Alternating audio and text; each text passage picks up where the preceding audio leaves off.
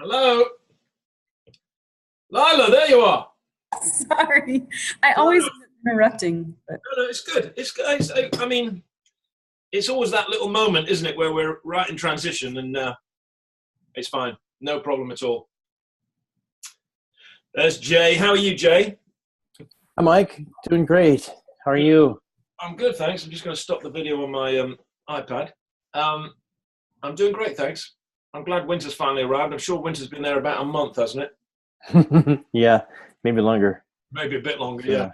Yeah, it's quite dark here now. Yeah. Have you been traveling a good bit, Jay? Yeah, I've been traveling and even doing some teaching locally here too. That's made my schedule difficult. Rewarding, but difficult. Difficult for this. Good in a lot of ways, but difficult for staying connected with all of you. Yeah, I had some of the same problems a few weeks ago, but it was more like sick kids and, Thanksgiving week and, blah, blah, blah. Yeah. Have you tried at all watching the videos, the recordings of these calls? I usually don't do the videos. I do the audio, and that's worked really well. The video, I've never been able to really, and they take up so much space or something, but I think the two files in there, and one's audio and one's video, it worked for me every time I tried it. But the audio ones have been working for you? Mm-hmm. Okay. I have been having trouble getting them to look like a format that's recognized by my computer. So that's been frustrating too. Well, if you miss one of these, it's kind of like, oh my gosh, a semester worth of classes. Yeah. The number of people who say, I don't want to miss a week. It's like, I come back and I'm not even sure I'm in the same huddle anymore. My brain is usually slightly hurting when I finish these. So I'm like, I missed too many. Sorry, that is never the intention,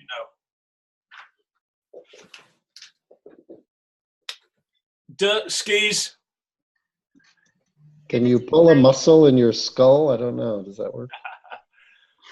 I just spoke to Anton. He's had a great time with you guys. Oh, good. Great.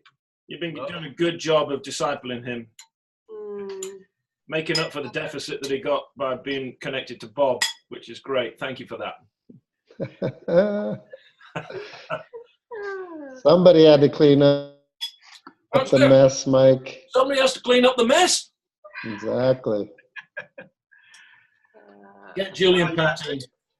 Great to be with him, and also it was a great morning with you. You didn't even realize it, but we were hanging out with all of you. Yes.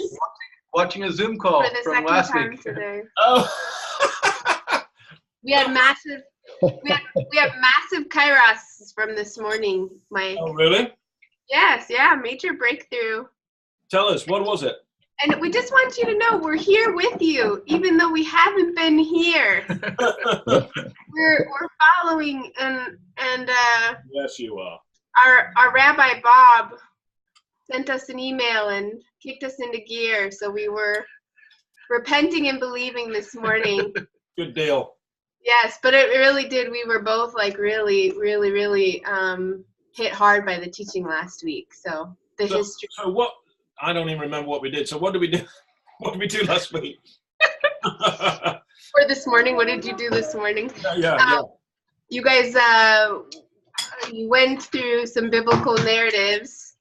The Samaritan woman and Acts, maybe 2. I'm not sure what Acts. Anyway, Acts 2, you at the history and the biography pieces.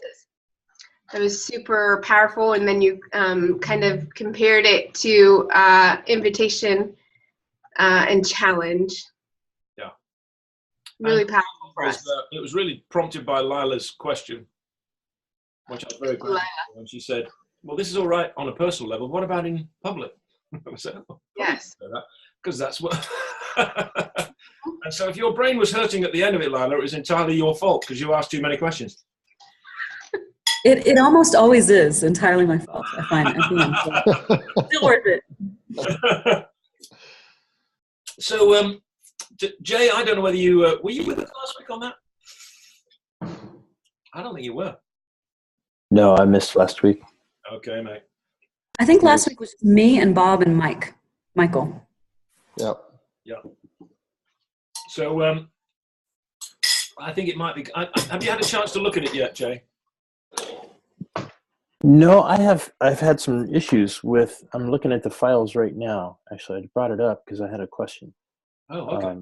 If I look at week 1 and I open the file, there's nice MP4s, M3Us, and they're real easy to open.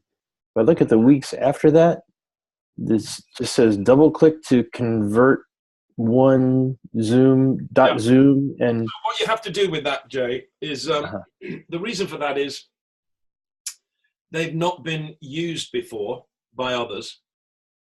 And so last week definitely has been used by Pat and Julie. But where they've not been used before, you just have to go back to Libby and make sure that they've been compressed because they're giant files. And so unless they get compressed, they can't get uploaded to you. Do you see what I mean? Yeah. Okay, so I just need to email Libby and ask her to compress those? Yeah, just ask her. I just tell her you can't get them on a click, and either she's got another file for you that is compressed, or she'll do it for you. Okay. Is that right? I mean, it's a slightly clunky system, but there isn't another way of doing it, to be honest, because otherwise, I mean, I'd have to have a server as big as my house. Sure. You know. Yeah. Okay. All right. Okay. So let's just make sure that we go at a pace then that is respectful of the fact that we're all, you know, engaging this enormous subject of history and biography. Let me just make some basic points that I think are really quite important. The skills of the social scientist are skills that are currently and most often observable in people who have been trained in those sciences. So social science with anthropology or sociology or sociolinguistics, or one of the other expressions of the social sciences. Those skills have always been available to human beings. The skills have always been available. The science hasn't always been available. It's not been kind of ramified into an academic subject. And it's the skills that we observe in the preachers of the New Testament. So the preachers of the New Testament were amazingly adept at the skills that are currently articulated in the social sciences. So we saw last week, Peter, a genius level of connecting history and biography, using history as a means of developing common identity. So the history gives a common heritage. The history gives the common heroes, and the history gives a common hope. So there you are, you've got a 4-point sermon, or a subject with 3 points underneath it. And Bob will love that because he'll be able to use that at the learning community. So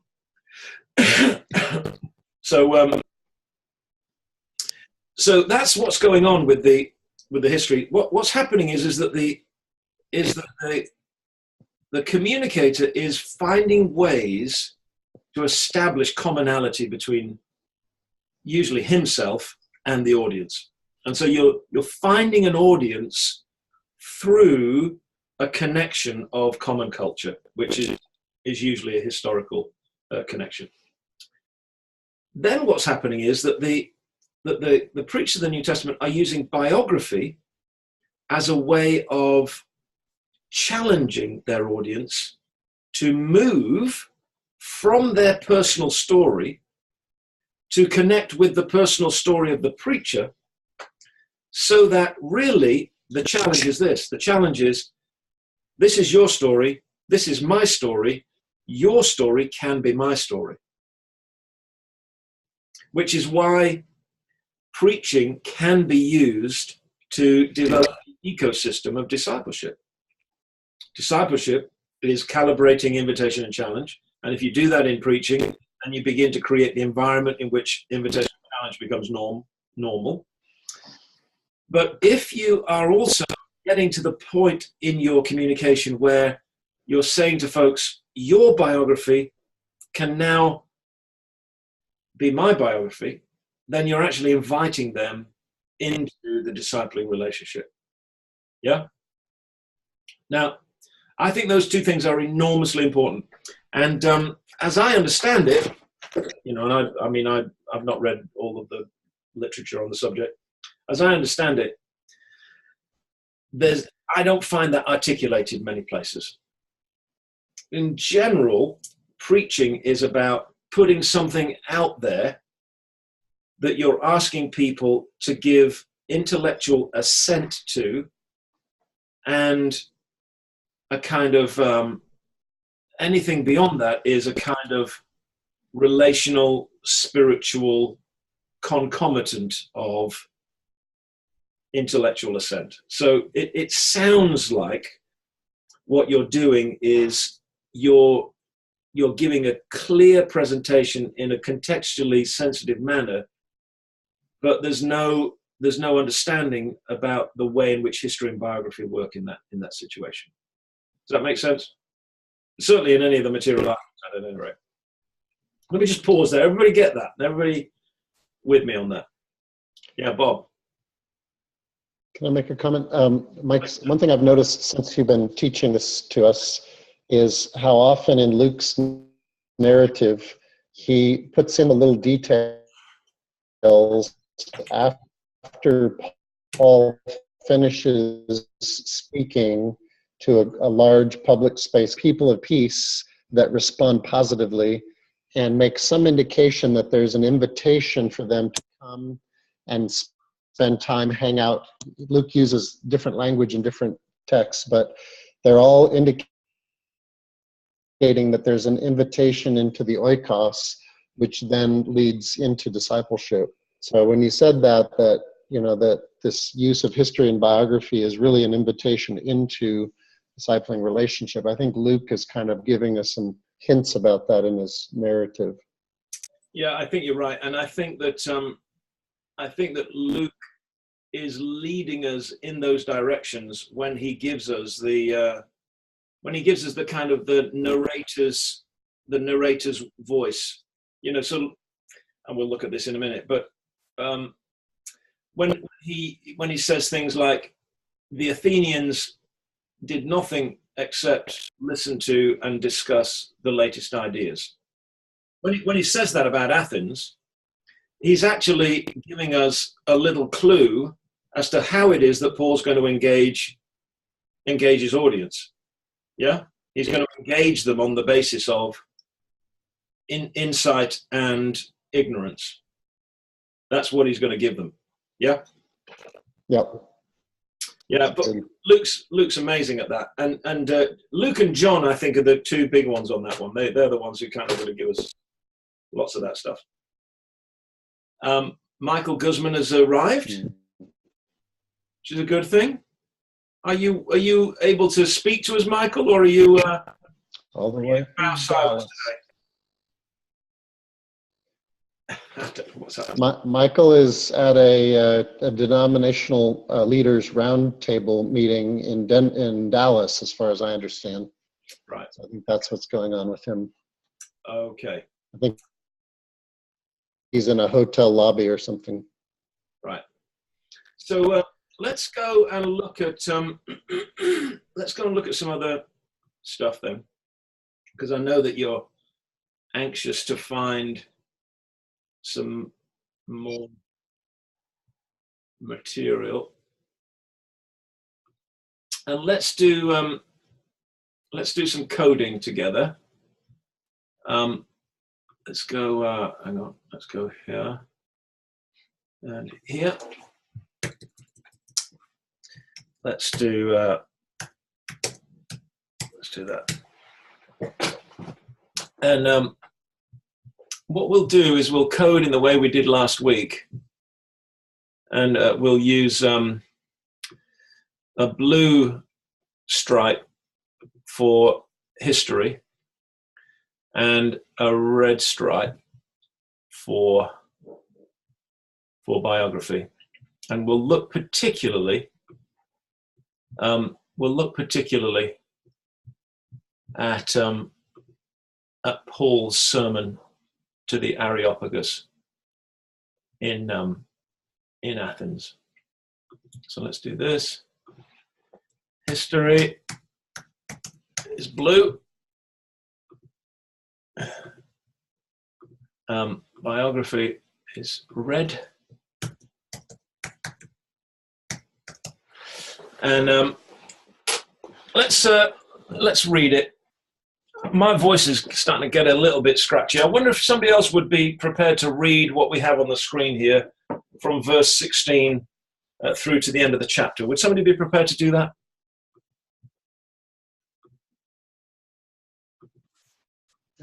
Sure, I can do it. While Paul was waiting for them in Athens, he was greatly distressed to see that the city was full of idols. So he reasoned in the synagogue with the Jews and the God-fearing Greeks, as well as in the marketplace day by day with those who happened to be there. A group of Epicurean and Stoic philosophers began to dispute with him. Some of them asked, "What is this babbler trying to say?" Others remarked, "He seems to be advocating foreign gods." He said this because Paul was preaching the good news about Jesus and the resurrection. Then they took him and brought him to a meeting of the Areopagus, where they said to him, "May we know what this new teaching is that you are presenting? You are bringing some strange ideas to our ears, and we want to know what they mean." All the Athenians and foreigners who lived there spent their time doing nothing but talking about and listening to the latest ideas. Paul then stood up in the meeting of the Areopagus and said, "Men of Athens, I see that in every way you are very religious. For as I walked around and looked carefully at your objects of worship, I even found an altar with this inscription, 'To an unknown God.'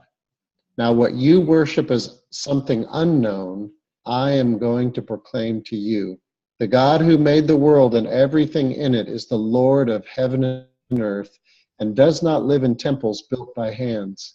And he is not served by human hands as if he needed anything, because he himself gives all men life and breath and everything else. From one man he made of every nation of men, that they should inhabit the whole earth, and he determined the time set for them and the exact places where they should live. God did this so that men would seek him and perhaps reach out for him and find him, though he is not far from each one of us. For in him we live and move and have our being. As some of your own prophets have said, we are his offspring. Therefore, since we are God's offspring, we should not think that the divine being is like gold or silver or stone, an image made by man's design and skill. In the past, God overlooked such ignorance, but now he commands all people everywhere to repent. For he has set a day when he will judge the world with justice by the man he has appointed. He has given proof of this to all men by raising him from the dead. When they heard about the resurrection of the dead, some of them sneered, but others said, "We want to hear you again on this subject." At that, Paul left the council. A few men became followers of Paul and believed. Among them was Dionysius, a member of the Areopagus, also a woman named Damaris, and a number of others. Very good, Bob. Thank you. Your internet feed is interesting today because although we get all of the words, sometimes it compresses them, and you sound a little bit like Mickey Mouse at some points because it kind of goes. But we can hear all of the words. It's great. I like to call it theatrical pacing. That's it, brother. That's it right there. Okay, so let's make sure that we mostly focus on verses 22 to the end. But give me some. I'm particularly interested in Paul and his use of history. Give me some ideas, somebody. Where is history in Paul's work here? Men of Athens, I see you're very religious people. Yeah. So just give me an idea as to why that is historically important.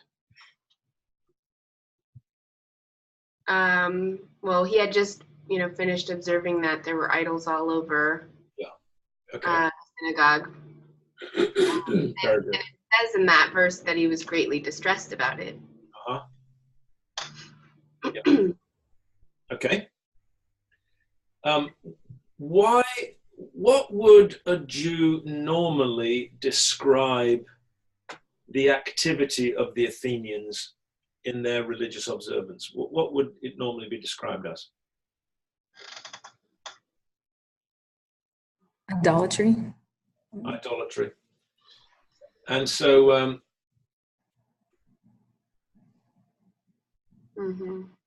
what does that say? Objects of worship. Yeah. It's a very pleasant way of saying idolatry. Yeah, I mean, it really is amazingly respectful when you think that Paul is culturally a Jew and a follower of Jesus. Let's just remember what's going on here. And he is greatly distressed. Now, Luke, unlike Mark, is not given to, great expressions of emotion. I'm telling you, if Paul is greatly distressed, he's about as over the top emotionally as he can be. Yeah. And yet it's a very measured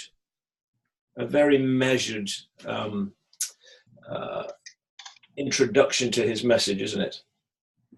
Very religious. Why is that finding common ground between him and his audience? He's supporting another, they're listening to his teachings about Jesus and the resurrection, and they're recognizing him as being advocating for foreign gods. Yeah. So he's saying you're religious and I'm religious. Mm-hmm. Yeah.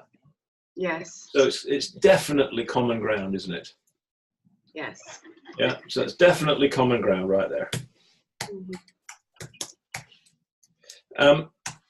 One thing that may not be obvious to anybody just reading this straight off the bat here is the reference to the unknown God. Now, my guess is that Bobby Boy knows about all of this, but he's not allowed to answer. Does anybody else know what the historical reference is there? Was there a story about someone being healed or something, and they had no reference point for which god, or it was a famine or something? Is that the story? Yeah, you're right. During the time of Socrates, what's that, 500 years before the birth of Christ, they had a plague in Athens, and they sacrificed all of the gods that they knew, but the plague was not removed. And so they went to Socrates and they said, what do we do? And he said, the plague has been sent by an unknown God, and so you need to sacrifice and worship that God. And so from that point on, there's always been an altar to an unknown God. Yeah?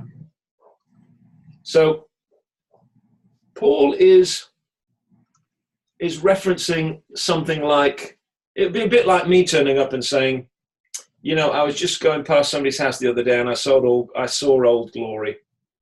And, it made me think about this land of liberty and freedom. And everybody go, yeah, but you're English.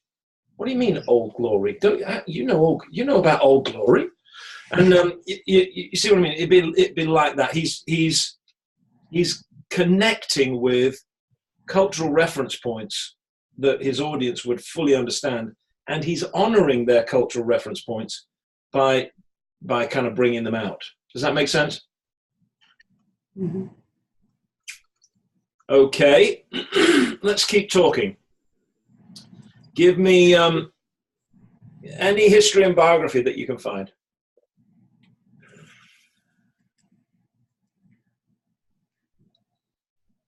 Does he get to biography a little bit at the end of that sentence? Now what you worship is something unknown. I am going to proclaim it to you. Kind of take a step back. Now, what's the clue? What's the clue? He changes it from to I and you, where he kind of differentiates himself a little bit there. Exactly. See, you're good at this. You did this last week, you see, and you know it already. and here it is, you see, it's the personal pronouns, isn't it? Yeah? They're always a clue. Because they sound a little bit more direct, don't they? Mm-hmm. Yeah? And he's kind of giving them an indication of where the challenge is going to be offered about their personal biography. Yeah? Does that make sense to everybody? Yeah. Okay, let's keep going then. Take me through the rest of the verses. Anybody?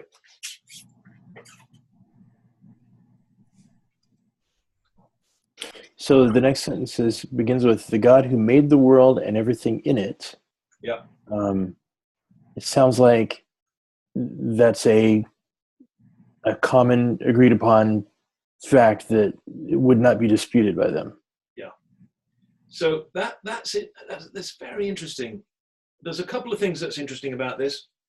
Some scholars suggest that the Lord who made, the God who made everything and the world and everything in it, and Lord of heaven and earth, and is not doesn't live in temples and not served by human hands.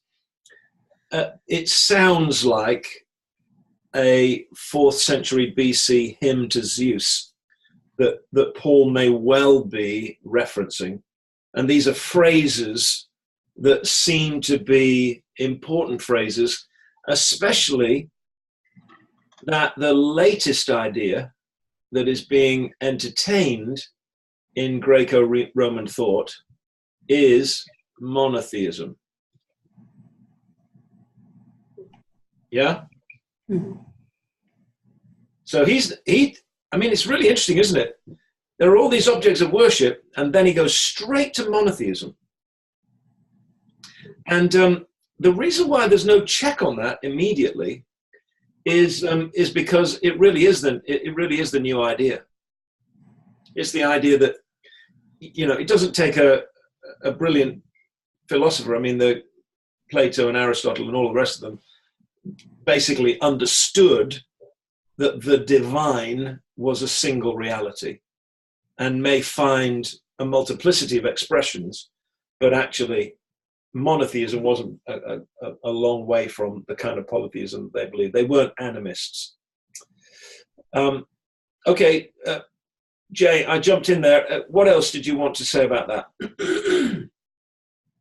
Well, yeah, your explanation that was helpful. I mean, it's he says that in a way that he presumes that that's a common understanding. Right. Okay. And again, we have a common view. And here's the interesting thing to me. It sounds like there's a common heritage in our common humanity. Doesn't it? Mm-hmm. So what's Paul doing here? He's not the same as these people at all. These are about as far away from him as possible. And he's addressing two groups that are diametrically opposed. The Epicureans and the Stoics are about as far away from each other as Trump supporters from the ACLU. Yeah, you can't get further away from each other. And yet he's able to establish not just a common audience with one of those groups, but a common audience across all of those groups by referencing common humanity and a common heritage in our humanity. Everybody get that? Yeah.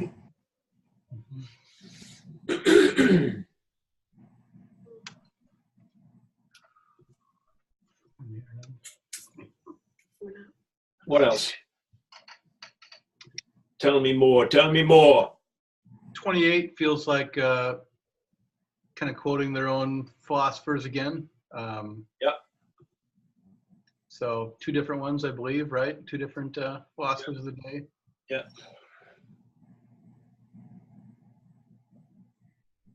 And he's talking about the whole earth and uses the word us again and all that in that paragraph. Very invitational. Yeah, talk to me a bit about that. Just talk me through that. Where are we, and what's going on there? What are the nuancing? What's the nuancing in terms of common ground here? What's he doing?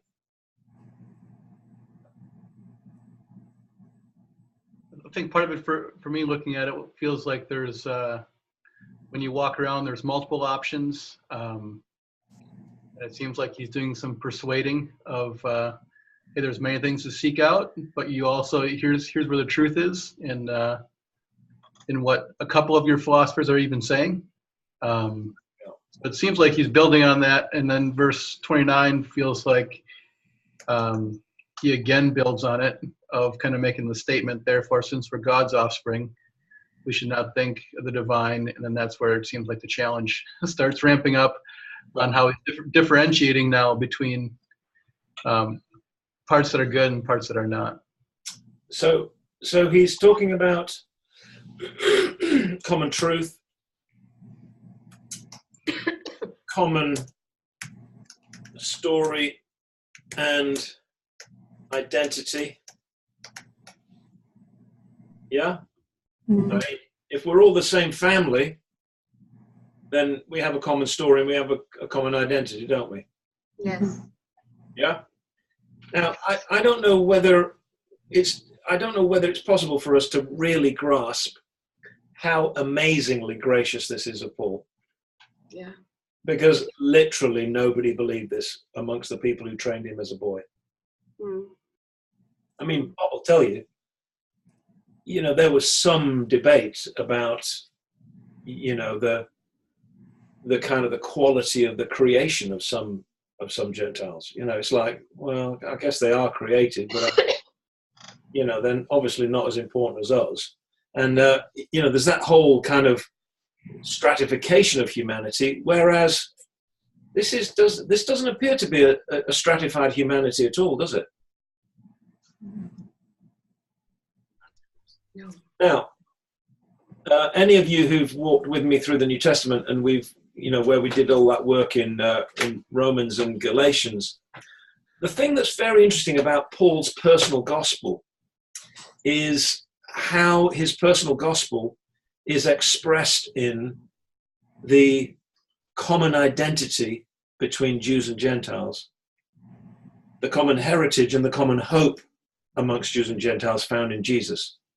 And so, in many ways, Paul is articulating something that is not just a one-off expression, but is, if you like, a contextualized version of his gospel that is spoken about in his epistles. Because he's always saying things like, we're all one in Christ Jesus. There is neither Jew nor Greek. There's neither Scythian, slave, barbarian, or free. I mean, he's always saying the same things, isn't he? So he really believes this. Paul really believes this. That he's a changed man in relation to stratified humanity. So this is coming out of an authentic place. This is being spoken of with integrity. So he's not just using a move here. Yeah, this is not just a kind of communicated move. This is what he really believes. That's important, isn't it? Yes. Okay. Pat, you started to get us into verse 29. Talk to us a little bit about what's going on then in the challenge and how that relates. Yeah, I guess when you see therefore, there feels like it's going to be a a change, but even the first part of that feels like they're Yeah. in agreement. So therefore, since we're God's offspring, Yeah. we're building his argument off here that we should not think of the divine as being like gold or silver or stone. Yeah. So this is where I think he's starting to differentiate now between maybe what they have and, you know, the latest idea of the day that he's bringing to them. Yeah. What? Here comes the challenge, I guess, right? In verse 30. Yeah, and how does that relate? How does that relate to their biography? Where does verse relate to their biography? Because he's not using personal pronouns, but there's some interesting things in there that Luke gave us a clue about. Doesn't it connect back to him just seeing the city full of idols? Yeah, it does. So that definitely, this piece here definitely connects to here. But what does this word do? What does this word do here? Where does that connect to? Lack of truth. Unknown God. Yeah. So it goes to unknown God. But what are these people committed to? What are they committed to? Learning. Knowledge. Yeah. And we get that here, don't we? And Luke is presenting it as biography.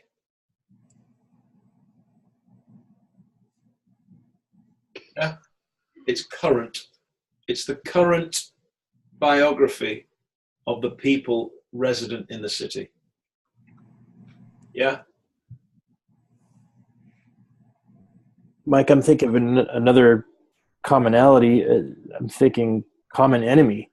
The common enemy is ignorance. Exactly. Right. They respect intellectual integrity, Exactly. As should we. And so there's a common enemy as well, right? Yeah, and notice that talking and listening is in the present tense. So it's biography that's being referred to. Yeah? It's not these people have always listened and always talked. It's present tense, talking and listening. Yeah? So what he's addressing is their desire not to be ignorant. And in that sense, what does this word mean to an Athenian?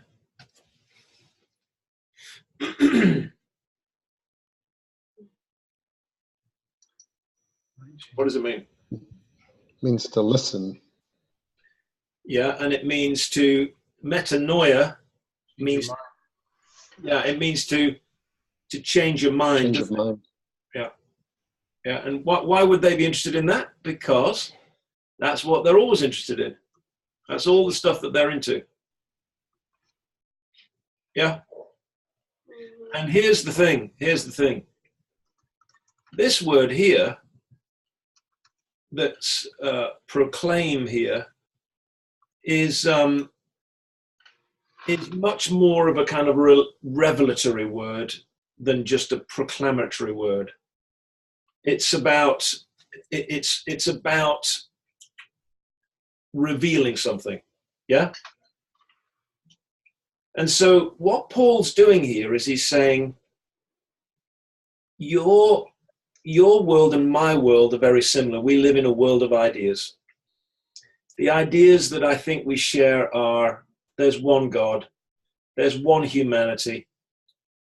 In the midst of the one humanity, there are voices of truth that we can all recognize.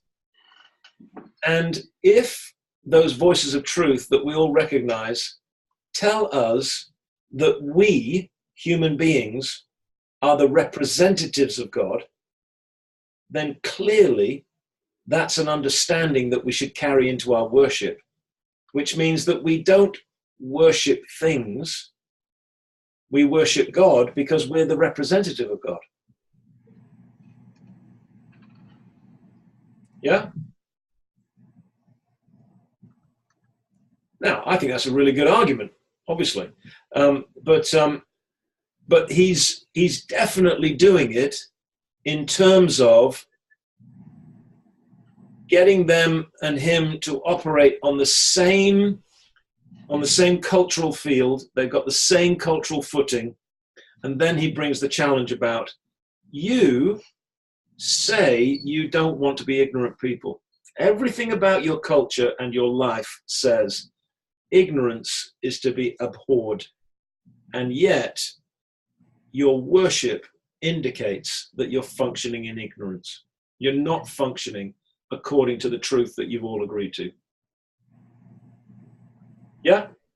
Yeah. And I notice in verse 31, he even goes so far as to say he has given proof of this. Like he's trying to show them that they have no reason to not believe it if they're really being intellectually honest. Yeah. And it's interesting to me that he's not trying to offer Jesus as God at this stage. He's trying to to get folks to identify with Jesus as a representative of what it is that he's speaking about. Yeah. I mean, there would be all kinds of complexities involved in Jesus being both God and man, because then immediately they got Hercules and they've got, all these kind of weird heroes of Greece and Rome. Well, it's interesting that he doesn't even name Jesus, at least in Luke's account. We don't know if this is an abbreviated account or whatever, but it's almost, insofar as he's bending over backwards to describe their idolatry in non-judgmental terms, he's also being very careful to present Jesus in a way that isn't going to cause any undue obstacle or something. Yeah. Now, again, those of you who follow me on the daily devotions will know that my own view is that what Paul's doing in local context in relation to such things as women in leadership is just to do with contextual mission. It's got nothing to do with the theology that on gender that he teaches or supports. I mean, it's quite clear what he thinks about that. And so Paul is deeply, deeply committed to finding ways of ensuring that the church and the proclamation of the church is done in a contextually sensitive manner that doesn't attract opposition. Now, somebody may comment to me about how that compares with current evangelicalism in America. Well, can I share an example? Yeah. 90% of my business happens on University of California, San Diego campus, in a place that's relatively hostile to the gospel. Yeah. And my number one business value is dignity and respect for all people, always. And my number one operating principle that I share with people is connection precedes distinction, meaning my focus is on what we have in common, not the things that separate us.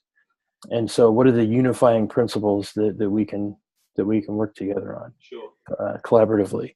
Well, 2 days ago, I got an email from an assistant dean there at the university that she forwarded to me from a professor who said, "Hey, I've been looking over this company's website, and I'm noticing that 85% of their people on their staff are white, 83% of them are male, with as much emphasis as we place on diversity in the workplace.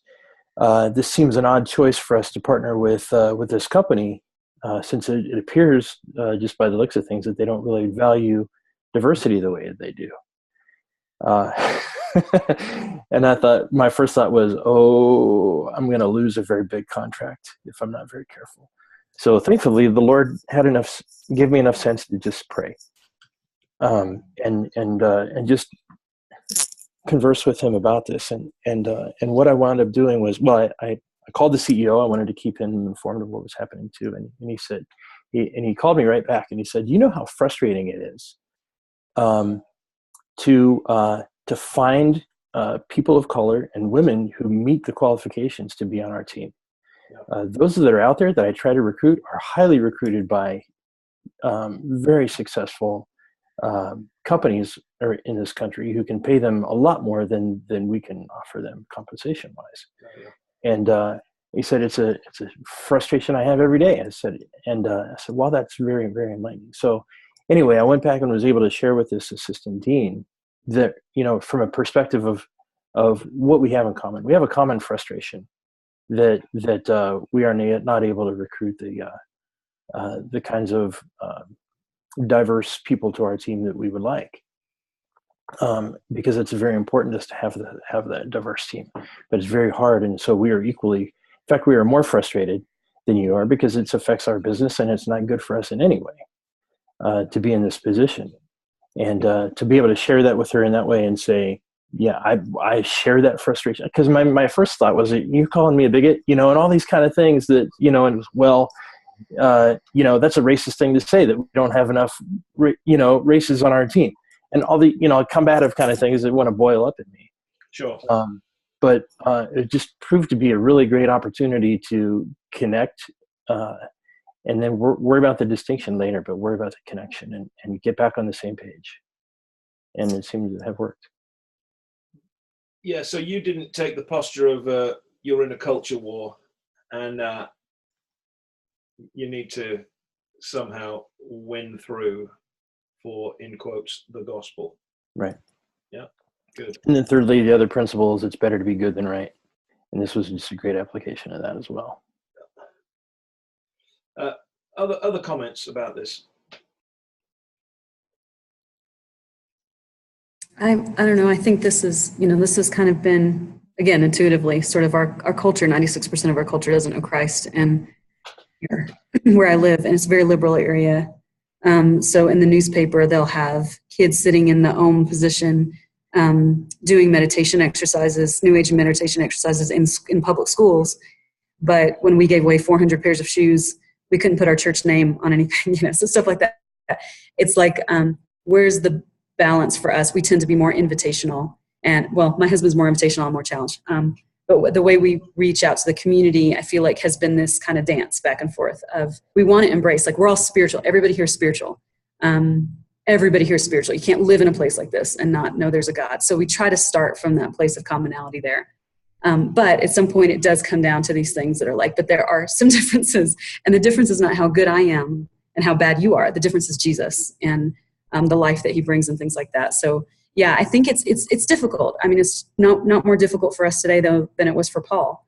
And I think sometimes we start to think like, it's so hard for us today. Look at everything. It's the same battle that's been fought, that we have examples like this to be able to say, okay, now that's too much challenge. Let's pull it back to where we're all common. Okay, now we need to lean in again on the biography and see the differences and stuff.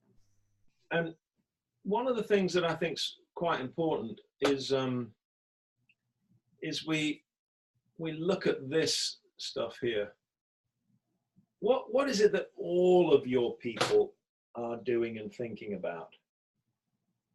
What are they all doing and thinking about? That's the thing. And then finding that as your place to kind of camp in your communication.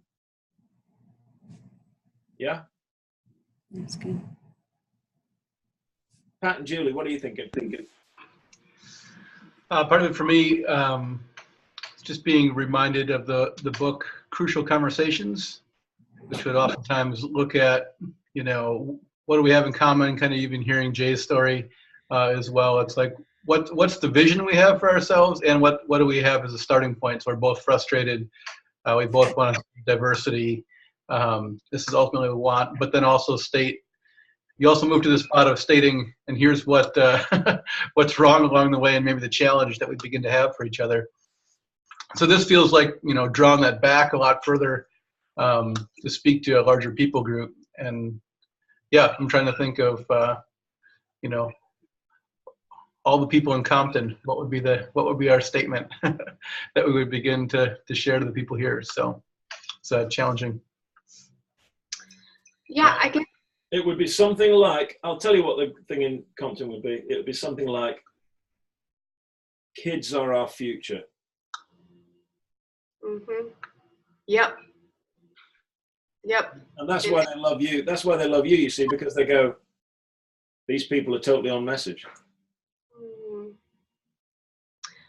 Yeah, I mean, all this stuff, Mike, it feels like this happened, like this kind of happens intuitively. Yeah. And even this morning as we were listening to you, like that's why I was having like so many kairos, is because, you know, we've had experiences within our context where we can really relate to this, and we can see how we're finding the common ground, you know, finding the shared history, and then bringing challenge. And so so the importance of this for us, because this process feels like it naturally happens, but it's important to explain how to do this so we can reproduce it. Yes, and that's why you're bringing us through this. Yes. That's what I'm writing right there. Yeah, and so for me, and I've had a really interesting, and I wanted to share just a little bit, like I've had some really interesting things where in the last 2 years, like I can literally feel like there's some kind of like physical feeling the Holy Spirit manifest in conversations. And usually it's through my hands, something through my hands, like I feel his power. Yeah. And I've been asking for a couple of years, what are you doing? What are you doing through this? What are you trying to show me? And I would talk to leaders about it. It's all Bob's fault because it all started after I was baptized in the Jordan during my time in Israel, and then going through some intense identity stuff too. But for me, there was a connection that it's almost where, like, I'm recognizing, he was showing me this morning, it's where the history and the biography, or the invitation and the challenge, where they meet. And that, like, I'm starting to feel some of that stuff happen, some of that power being released, or so, you know, it's him. It has nothing to do with me besides the obedience, but that he wants us to push into that challenge side of things. So that was just a big connection for me this morning. Mm-hmm. That's very good. Somebody, just so that we square the circle, somebody help me go from history to biography to invitation and challenge to covenant and kingdom. Somebody do that for me. Exactly.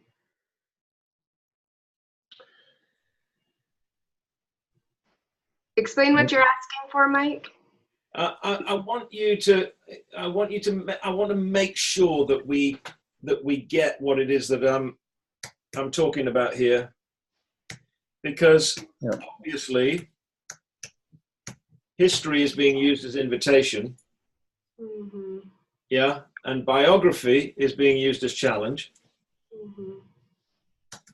and the reason for that is that history gives us a covenant connection with the people that we're communicating with, and the biography is the context of kingdom challenge.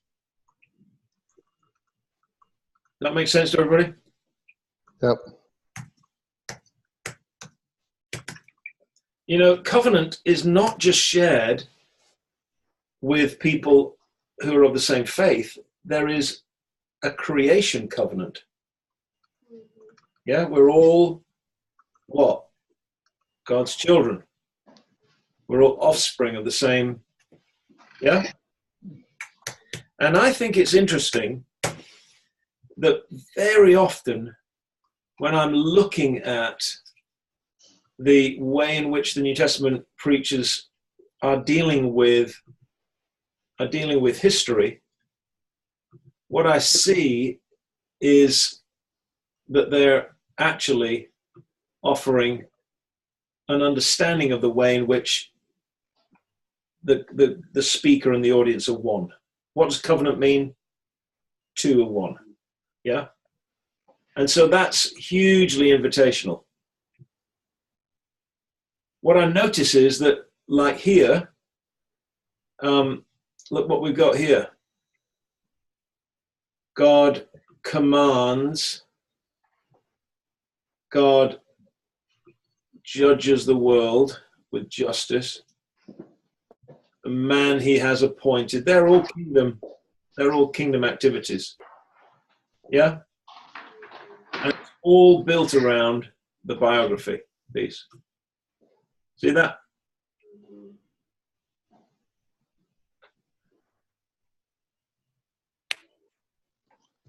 So just to be clear, so our objective, if you will, is we're approaching someone through common biography is to establish a common challenge. What we're doing, I think, Jay, is to say we have a common heritage, we have a common humanity, but we have a different personal story. And your story is distinct from my story. And if you want to know Jesus, to some extent, you're going to have to join me in my story. That's the big challenge. Okay, because so my story is governed by a king that you need to surrender to. So common history, distinct biography? Yeah. Is that a good way to say it? Exactly that. Gotcha. Yeah. Differentiation is the way that I put it. So there's identification in history, and then there's differentiation in biography. Yeah. Mike, I don't know if this holds, but the last couple of huddles, it's helped me to understand that history is more about the past and biography is more about the present. Yeah. And what was just coming to me is that when we look back at history, we're looking for the commonalities, and that's where the invitation comes in. When we talk about the biography, we're looking at the present, and that's where the differentiation comes in. What's different about my story and your story? Yeah. And that looking forward is where the challenge comes in, because that's where the challenge is for you to connect your story more with my story. Yeah. So it's kind of like in the present, we're seeing the differentiation, and the invitation and challenge is to go forward in a way in which our stories are coming together. So it's almost like a past, present, future picture good. that I was getting. Yeah, I like that. I think that's good. I think that I like that because what we've got is we've got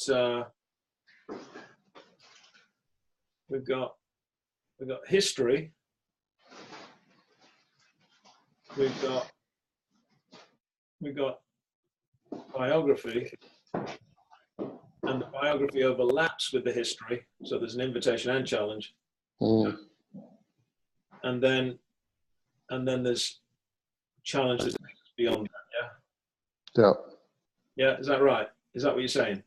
I think so. And I think the going forward that's where the invitation becomes a challenge, because the invitation is, the challenge is my story is different than your story, and presumably it's better. But the invitation is that your story gets to be the same as my story. You get to be a part of the same story. So there's an invitation and a challenge in that. Yeah. So I think you can see that in this passage really well, because I like the way he's saying, hey, it makes sense that you haven't really understood any of this. Like the ignorance is okay, God's dealt with it, but from this point on, you got to change the future. You know, if you want to be a part of this, if you want to have blah, blah, blah. It's kind of like the way of looking forward for the challenge to you. So does it look like this down at the bottom there in your mind then? So there's invitation and challenge. I think the way I'm seeing it, Mike, is it's invitation looking back, then it's challenge looking at the present. It's almost like invitation plus challenge equals invitation and challenge going forward. Because the present is my story is different than your story, but going forward is your story and my story can come together. Sure. Which is what would create the atmosphere for discipling culture with both invitation and challenge. Right. So this is going this way. Yeah, I got you. Yeah. It's going this way. Yeah. Okay. That's good. And then this one is kind of both ways. In the middle here. I can say that out loud one more way. History would be the connection, biography would be the distinction. Yeah, exactly. And comes the calibration. Yeah, that's right. Yeah.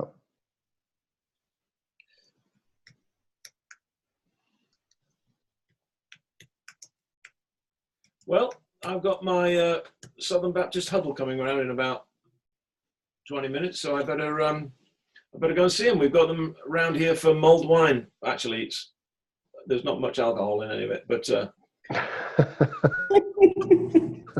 it's Baptist alcohol.